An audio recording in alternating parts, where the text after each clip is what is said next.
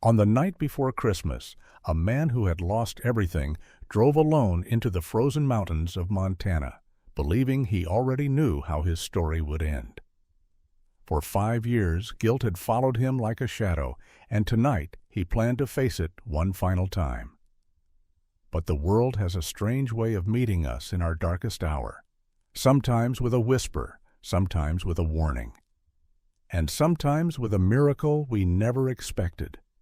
Because when he opened the old cabin door, he didn't find silence waiting for him. He found something else, something that would force him to choose between the past that was destroying him and a future he never thought he deserved.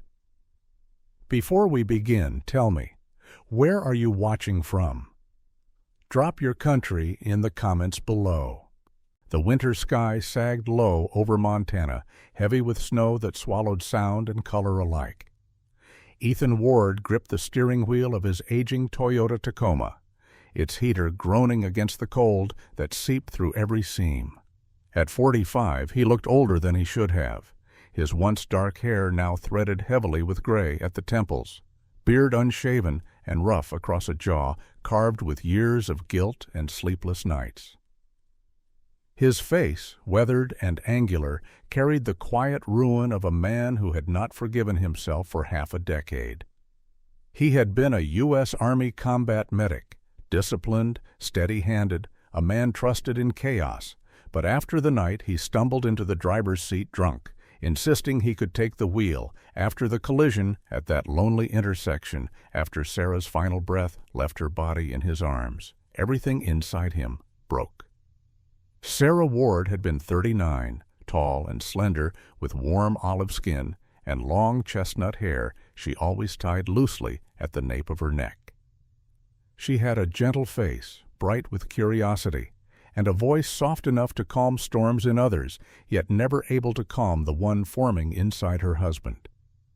She had worked as an elementary school art teacher, beloved by children for her patience and quiet humor.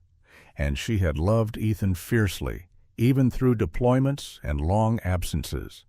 Losing her was an earthquake that never stopped shaking. He saw that night every time he blinked, heard the crunch of metal against metal in the silence of dawn, felt her cooling fingers slip from his grasp. 5 years later, he was still haunted by the taste of whiskey on his breath, the red glow of the stoplight he ignored, the sirens that arrived too late. No amount of service medals could rewrite that night. No amount of apologies whispered into an empty house could bring her back. So now he drove toward the last place where life had felt whole, the remote hunting cabin deep in the Montana woods where he and Sarah once spent their winters, painting the porch together, brewing coffee on the wood stove, laughing at the way deer peeked curiously through the trees. That cabin had been their beginning. Tonight he meant it to be his end. Snow battered the windshield in frantic bursts, forcing him to slow. The Tacoma's tires slipped on the icy forest road, the headlights carving weak tunnels through the swirling white.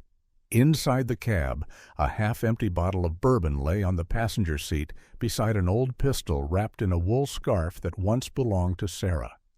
He kept glancing at the scarf more than the gun. Something about the threads, faded with time, still carrying the faint scent of pine, pulled at the center of his chest until he felt hollow. The forest road narrowed until it was little more than a dark, twisting vein through the trees. Ethan's breath fogged the cold air as he muttered to himself, voice hoarse from days without speaking. Just one more mile, one more. He wasn't sure if he was reassuring himself or forcing himself forward. He wasn't even sure if he wanted to die, only that he couldn't keep living the way he had been. As the truck rounded a sharp bend, a sudden movement pierced the monochrome blur of snow. A small dark shape burst from the tree line, stumbling across the road. Ethan gasped and jerked the wheel, tires skidding violently. The shape collapsed near the opposite ditch, swallowed by the storm almost instantly. His heart hammered hard enough to hurt. It didn't look human. Too small. Too low to the ground. An animal, maybe, but wounded, limping, the kind of struggling he recognized instinctively after years of battlefield triage. For a moment, instinct warred with despair.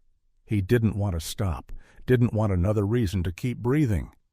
Yet his hands moved on their own, guiding the Tacoma onto the snowy shoulder. He stepped out, boots crunching into the deepening snow, cold slapping him across the face. The forest hissed with wind, trees bowing under the storm's weight. He walked toward where the shape had fallen, flashlight beam shaking slightly in his grip. "Hello?" he called, though he knew an injured wild animal wouldn't answer. The beam of light swept over the roadside. Nothing, only churned up snow. Ethan frowned, crouching. There, something faint, a pattern of disturbed snow trailing toward the trees. He moved the light closer. A smear of red. Blood. Thin, watery, almost frozen, but unmistakably blood. It formed a fragile line leading deeper into the dark forest, then vanished as if the storm had swallowed the rest. Ethan felt a cold that had nothing to do with winter settle inside his ribs. Something had been here, something hurt, something that had crossed his path in the final mile of his final night. And now it was gone, leaving only the faint trace of suffering behind. He tightened his jaw, breath shuddering. "Damn it," he whispered, not sure if he was cursing the storm, the creature, or himself. The wind rose, howling through the branches above. Snow gathered quickly over the tracks, erasing them grain by grain. Ethan stood there, caught in a strange paralysis between choosing death and choosing to follow that fading red thread into the woods. The cabin stood half buried in snow when Ethan finally reached it, its roof bowed under white weight, its wooden panels groaning in the wind like something alive. The storm had worsened, swallowing the world in a gray haze, but he knew this place by memory. The lean-to shed on the left, the porch railing Sarah once painted blue, the old metal door with rust spreading like frostbite along its hinges. Here he and Sarah had spent their happiest winters, chopping firewood and drinking cheap cocoa beside the stove. Tonight, it felt like walking into the shell of a life he no longer recognized. His boots crunched through the drift as he approached the barn-like storage house behind the cabin, a place they once kept tools and supplies. The padlock had long rusted through. The door hung crooked, swaying a little, as if breathing in the storm. When Ethan pulled it open, a wave of icy air rushed out and hit him like a slap, cold, metallic, and carrying the faintest odor of blood. Not fresh blood, but the thin, iron-like tinge of something hurt and exhausted. He froze. That scent was familiar from 100 battlefield nights. He raised the small flashlight he kept in his coat, its beam slicing through the shadows. Dust motes glittered like broken glass in the cold air.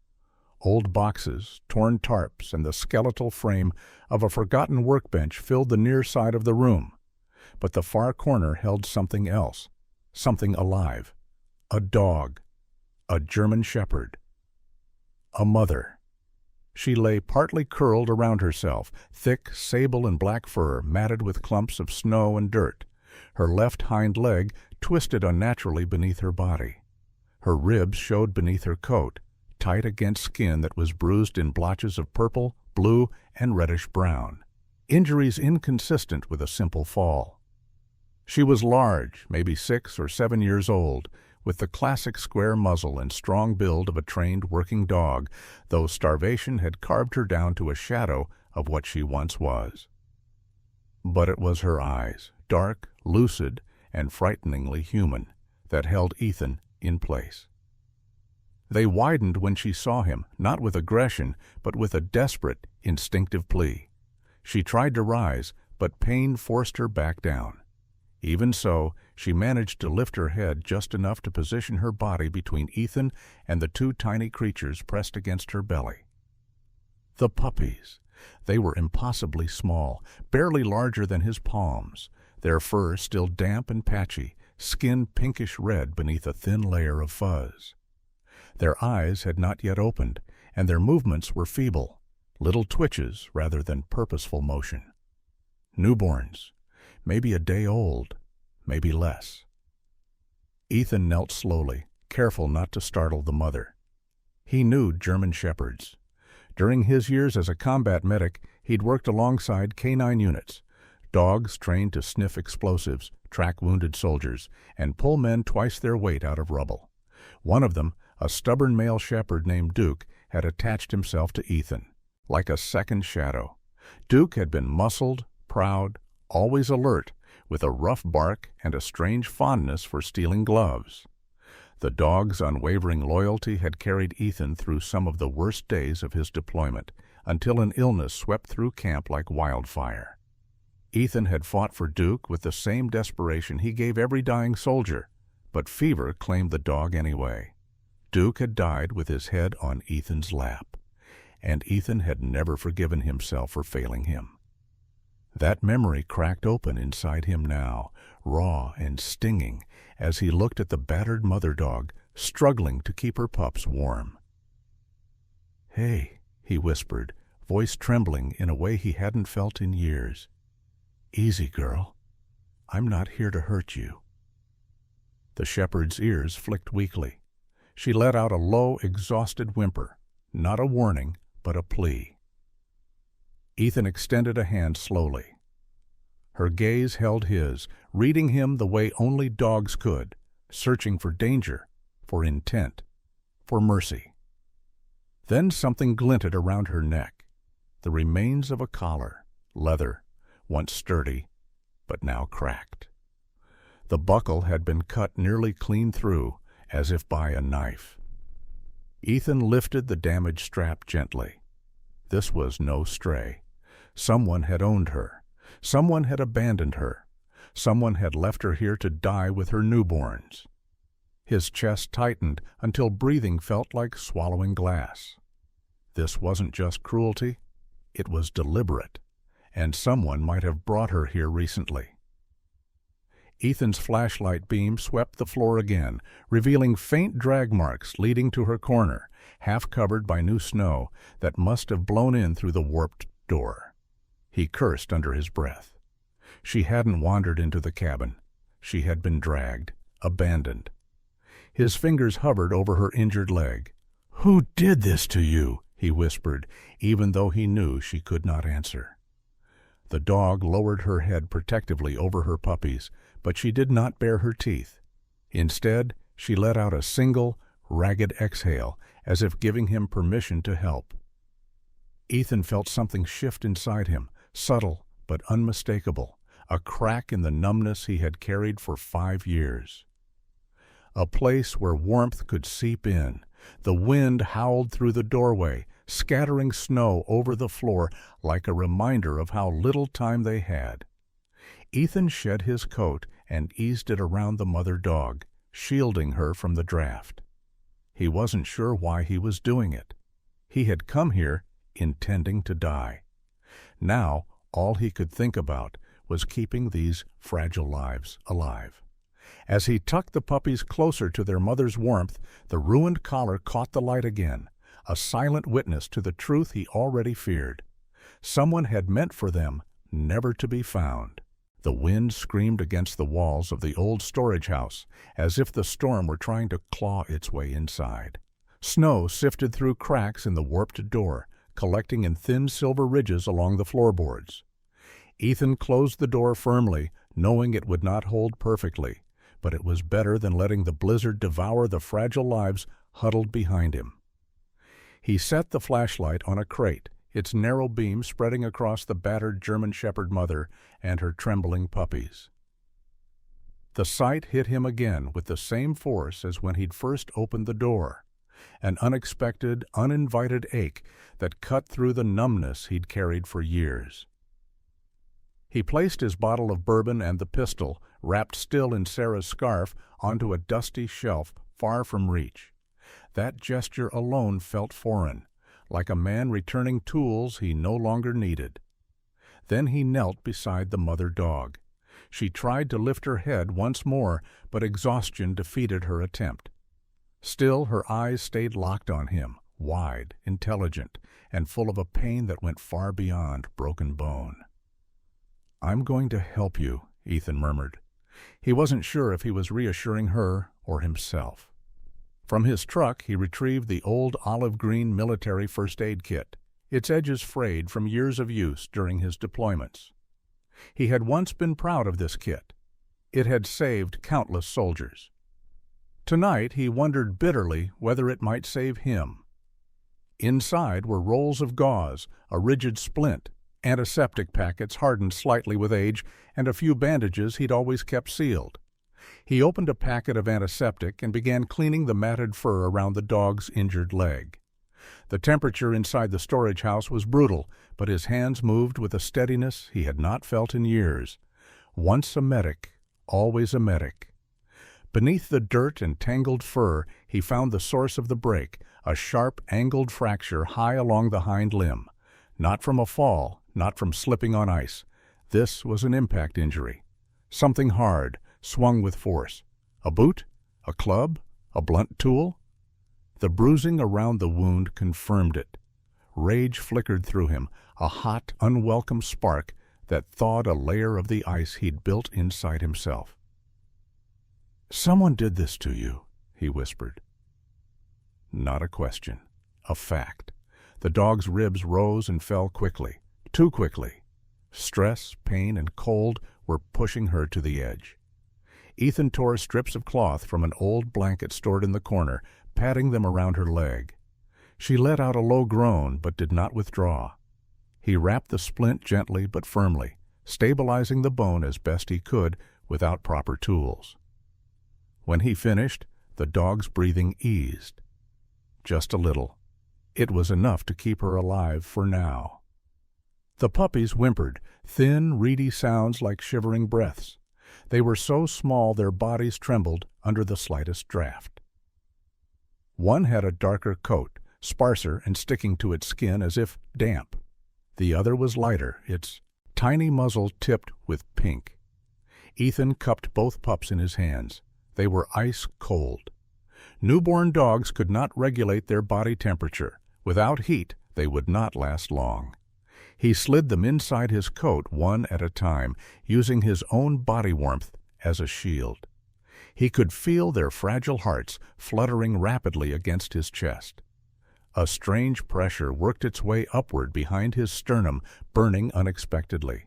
He swallowed hard. "You two weren't supposed to survive the night," he said softly. The mother dog let out a soft grunt, almost approval, as Ethan settled beside her, placing the puppies against her belly once more, underneath layers of his coat for insulation. Outside, the storm intensified. The door rattled fiercely, wind howling through the frame, as if warning him he was no longer alone in this wilderness. The storage house felt like a fragile bubble of stillness surrounded by chaos. A strange sanctuary where he, a broken soldier, was suddenly responsible for 3 lives. "Why here? Why me?" he muttered, staring at the splintered boards beneath him. He did not expect an answer, but the silence that followed was deafening. He thought of Sarah, the softness of her voice, the disappointment she would have felt seeing him drown himself in guilt instead of choosing life. The accident had destroyed them both, but he had carried the weight alone, refusing every attempt at forgiveness. As he checked the mother dog's pulse, his mind drifted back to Duke, how the loyal shepherd had rested his head on Ethan's knee when fever stole his strength. He had looked at Ethan the same way this dog looked now, trusting him without reserve, relying on him, depending on him. Ethan inhaled sharply and forced the memory back down. He looked toward the warped door. Something felt wrong, a tension in the air. He picked up the flashlight again and swept it across the threshold.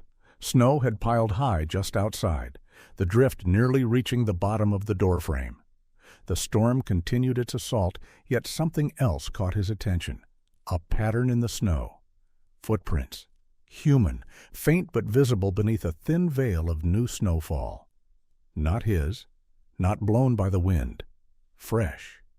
They led to the door, then away, then vanished into the darkness. Ethan's pulse quickened. "Someone was here," he whispered. The mother dog stiffened, as if she too sensed what he had seen. Whoever had hurt her had not gone far, and they might return. The storm settled deeper into the valley, turning the world outside the storage house into a shapeless field of white. Ethan stood near the doorway, the faint light from his flashlight trembling across the snow as if reluctant to touch the darkness. The mother dog and her puppies rested behind him, wrapped in layers of worn blankets and the fading warmth of a small fire he'd managed to coax from leftover timber. He knew he couldn't let exhaustion drag him under. Something out there had brought the injured shepherd here, and something, or someone, might come back. That thought alone drove him into the cold again. Shielding his face against the wind, he stepped out to examine the tracks he had noticed earlier. The blizzard had softened much of the ground, but near the side of the storage house he found what he'd feared, a thin smear of blood, already turning dark against the snow. It trailed from the tree line toward the storage house, not random. Drag marks, uneven and strained. Someone had pulled the dog here. He followed the trail to where it faded into a messy tangle of footprints. The human tracks were shallow yet deliberate, spaced in a way suggesting someone cautious, perhaps tired, or perhaps trying to remain unnoticed. The boot impressions were narrow, likely a man, weight around average. The stride stopped directly in front of the storage house door, then vanished. No retreating marks, no widening of the stride, no signs of running. As if the figure had stepped up to the door and dissolved into the storm. Ethan's jaw tightened. The more he found, the less sense it made. He scanned the shadows between the pines, sweeping the flashlight slowly. Nothing moved except swirling snow. No crunch of branches. No breath of another presence. And yet he felt watched. He pulled his coat tighter, turned back, and shut the door behind him. The fire flickered steadily, casting warm patterns across the rough wooden walls. The mother shepherd was awake now, eyes half open, her breathing shallow but steady. He approached her slowly, lowering himself to her level. "You didn't get here alone," he murmured. She blinked weakly, her ears twitching at the sound of his voice. The two puppies beside her stretched their tiny paws, soft whimpers rising whenever a cold gust rattled the windows. Ethan checked the splint once more, adjusting the wrap gently. No signs of worsening bleeding. Her pulse remained fragile, but consistent. With careful hands, he prepared a weak mixture of warm milk, crafted from powdered dairy he kept for emergencies. He filled a small dropper and let a few drops touch the lips of the smaller puppy first. It latched feebly, drinking in slow, determined pulls. The darker pup followed next, more vigorous than its sibling. The mother dog nudged them closer afterward, protective even in her weakness. Ethan allowed himself a breath. Not relief exactly, but the smallest hint of control in a situation riddled with questions. Night deepened. The wind gained strength. The roof groaned with each gust, and the shadows stretched long beneath the flickering glow of the lantern. He sat on a crate near the fire, listening to the crackling wood and the occasional whimper of the pups. Fatigue drummed through his muscles, but instinct refused to let him sleep. The storm carried strange rhythms, whistling, shuddering, biting. At some point, a different sound cut through the wind, soft, muted, a rhythm he recognized instantly from years on patrol, compressed snow beneath a deliberate step. Ethan froze. He held his breath, eyes narrowing as the sound came again. A shift of weight, a slow, testing movement. Someone or something was standing right outside the door. His hand drifted toward the flashlight hanging on a nail beside the stove. He grabbed it, flicking it on, the beam steady and white. Moving silently, he approached the entryway, every nerve sharpened, every instinct returning with the clarity of combat he thought he'd buried years ago. The wind whistled through the cracks again, but beneath it, yes, there it was, a faint scrape, like a boot adjusting its stance. He inhaled once and pulled the door open. The snow-laden wind hit him instantly, stinging his eyes. He raised the flashlight, sweeping it across the porch, the steps, the surrounding pines. White. White. More white. Nothing living in the beam's reach. But then he looked down. His heart thudded once, hard. In the fresh layer of snow, still glittering untouched except for one intrusion, was a single footprint, larger than the ones he had seen earlier, deeper. The edges crisp and clean, proving it had been made minutes ago, not hours. And its position, directly facing the door. Someone had been standing there, watching, waiting, listening. Ethan's fingers tightened around the flashlight. Whoever hurt the dog wasn't finished. And now they knew he was here. The storm had grown heavier by the minute, its icy breath crawling through every crack of the old storage house. Ethan stepped back inside, forcing the door shut against the wind before it could pry its way into the room. His pulse still thudded from what he had seen outside, the fresh, heavy footprint from someone who was not just passing by, but standing watch. He hung the flashlight beside the stove and crossed the room quickly, his breath visible in faint clouds as he knelt beside the mother dog and her pups.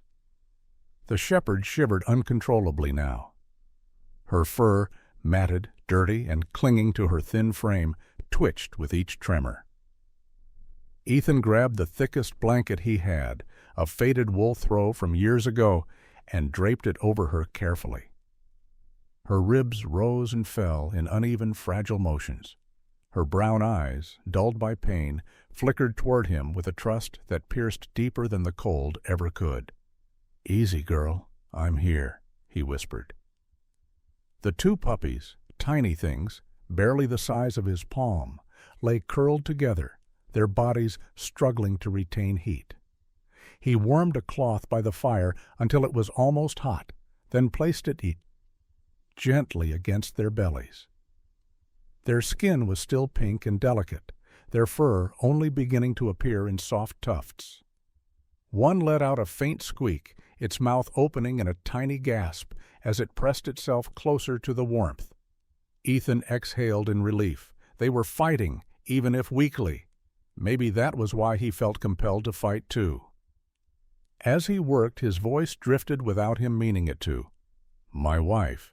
She would have known exactly what to do," he murmured, his fingers steady, though his breath grew uneven. 5 years, and I still hear her telling me to slow down, not to drink so much. To listen. He paused, staring into the fire. Its light flickered against his face, deepening the tired lines carved by guilt and sleepless nights. "I didn't listen," he said quietly, "and she paid the price." The shepherd stirred at the sound of his trembling voice. She lifted her head just enough to rest it weakly against his knee. The gesture, so small, so undeserved, split something open in him. He ran a hand gently over her ears. "You shouldn't trust me," he whispered, "but thank you for doing it anyway." He didn't know how long he sat there, minutes, maybe longer, letting the fire and the quiet breathing of the animals anchor him. Outside, the wind wailed like a creature with a broken throat, but beneath it, another sound slowly cut through the noise, a faint hum of movement, a shifting glow. Ethan stiffened and turned his head toward the frost-covered window. A narrow beam of light moved across the glass, slow, sweeping, searching. Someone was outside, someone with a flashlight. He rose silently, careful not to disturb the animals, and stepped toward the window. The cold glass bit his fingertips as he peered out through the ice-smeared pane. A vague figure moved along the tree, line, heavy jacket, hood pulled low, boots digging into the deep snow. The person was not looking for him. He could tell by the direction of the beam, low to the ground, sweeping like one searching for something small. Or someone. The man stopped near Ethan's parked truck. Even at a distance, Ethan could hear the voice carried faintly by the storm. Rough, irritated, unmistakably angry. Damn dog. Should have finished the job. Ethan's blood chilled, and not from the cold. He watched the figure tug something from the snow, a small metal can with a plastic cap. The kind of can used to store lighter fuel or gasoline. The man dragged it beside him, leaving a thin line in the snow as he walked, and he was walking directly toward the storage house. Ethan moved back from the window, every muscle coiling with instinct.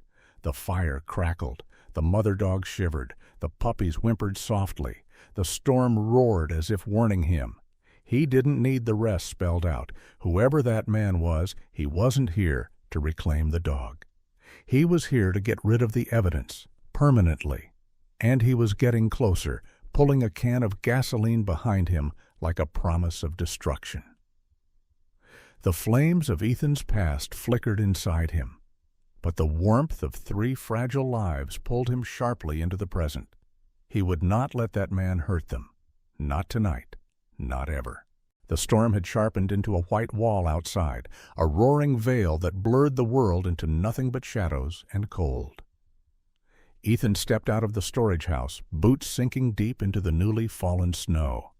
The beam of his truck's headlights carved a narrow path through the blizzard, illuminating the figure approaching with a can of gasoline dragging behind him. The man froze when Ethan stepped directly into the light.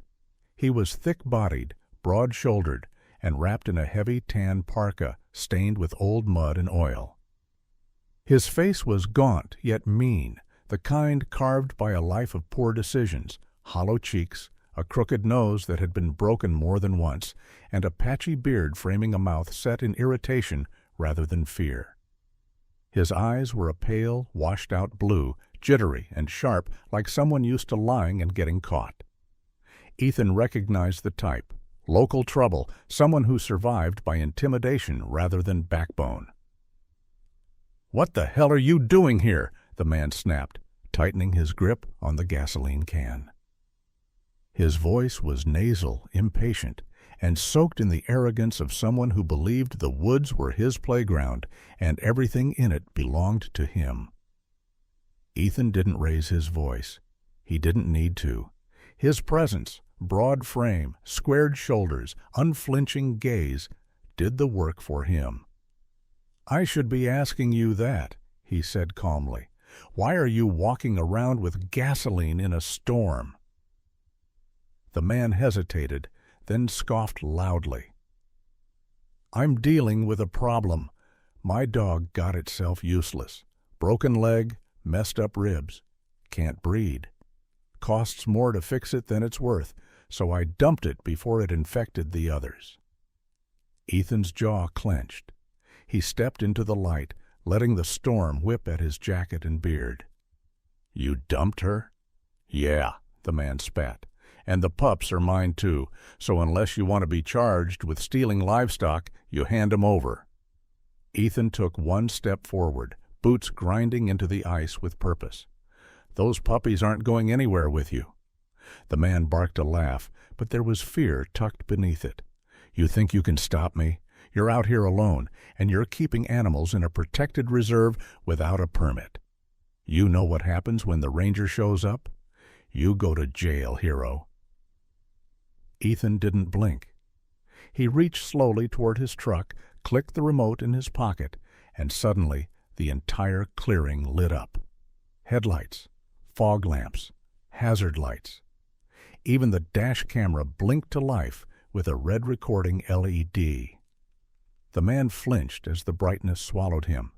"Every word you just said," Ethan said evenly, "is being recorded right now. You walk away, and this ends tonight. You come any closer, and this becomes evidence." The man's lips twitched. His boots shifted nervously. A lifetime of bullying had taught him one thing: men who stood their ground without raising their voice were the most dangerous kind. The storm's howl swallowed the moment as the man took a step backward, then another. "Fine," he muttered. "Keep the damn mutt, but this ain't over." He jabbed a trembling finger toward Ethan. "You just made yourself an enemy." Then he turned and sprinted into the tree line, vanishing into a storm so violent it swallowed footprints almost instantly. Ethan watched until the last trace of the man disappeared into the white void. Only then did he turn back toward the storage house, breath heavy, adrenaline slotting through his veins like old instincts waking up. He pushed open the door.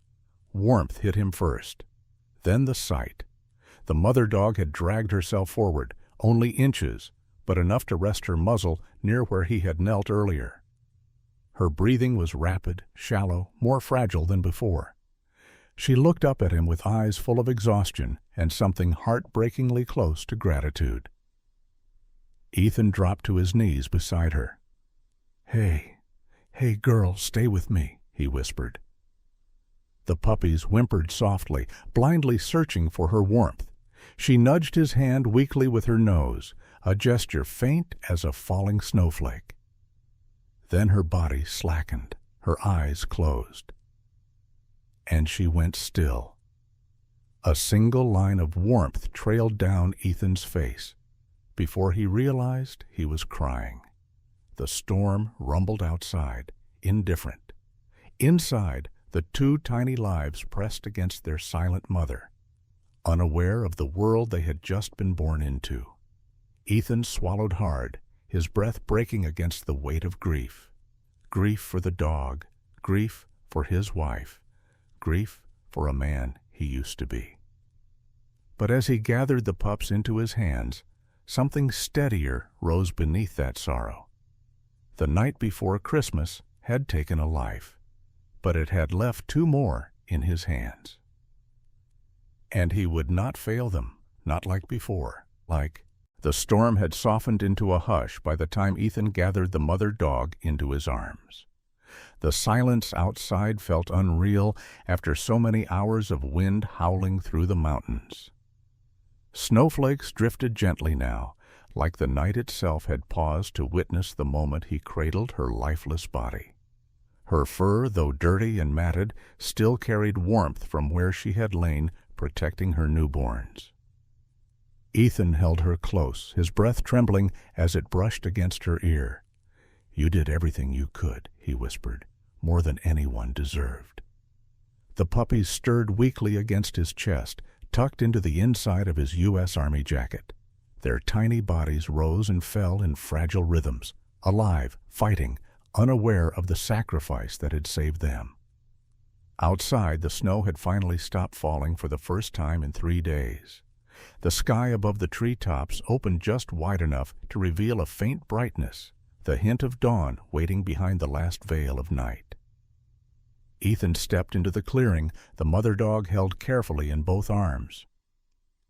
With his boot, he cleared a spot near the sheltered side of the shed, a place where the wind didn't hit as fiercely. He knelt and began shaping a mound of snow, packing it tightly, smoothing its edges into a small protective cradle. A temporary resting place, a snow tomb to keep her safe until the ground thawed enough for a proper burial. He placed her inside gently, arranging her body with a dignity she had been denied in life. Beside her he laid a small branch of pine, deep green against the white, a symbol of the forest she had tried to survive in, and perhaps the only offering he could give. "I'll come back," he murmured. "You won't be forgotten." When he turned, the puppies whimpered, their newborn voices thin but determined.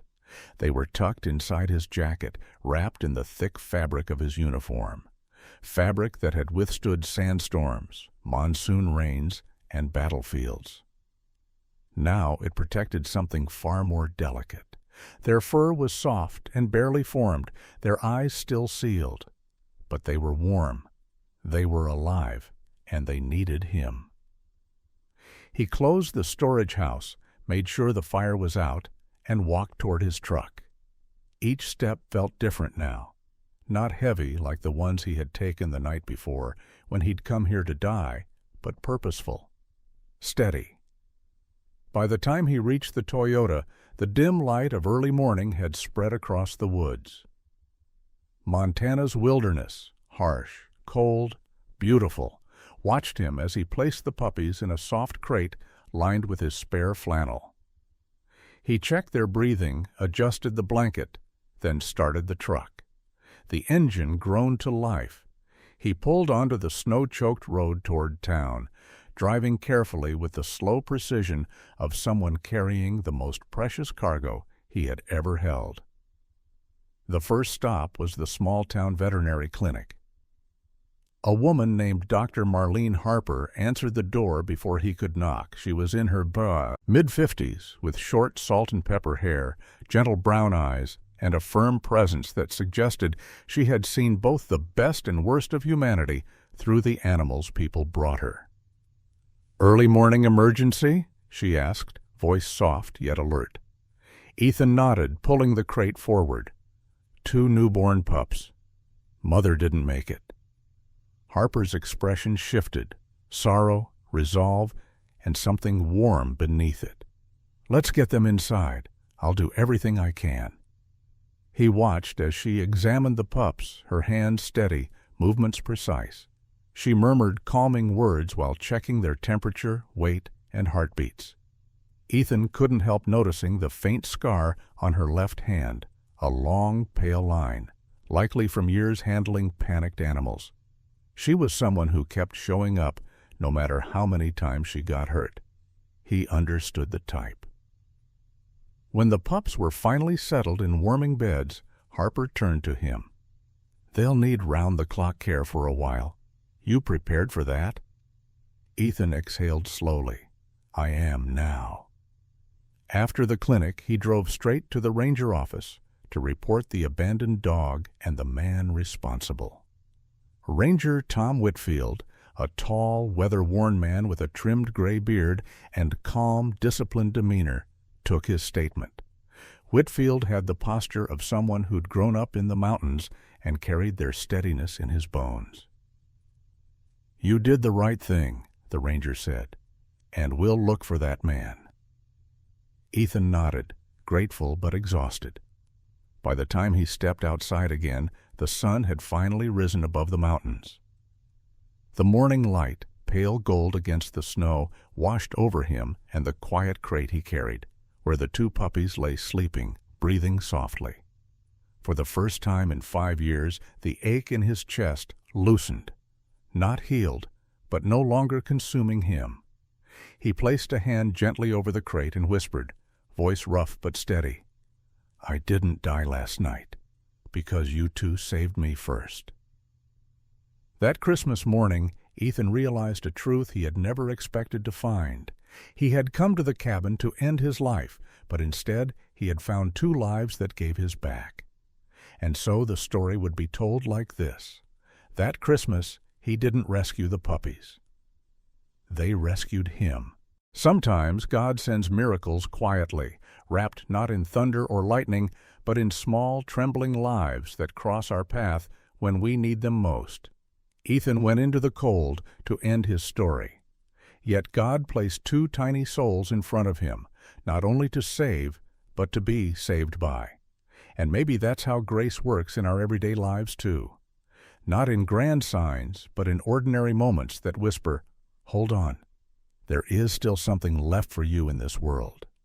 If this story touched your heart, I invite you to share it with someone who might need a reminder that hope can be reborn, even in the deepest winter.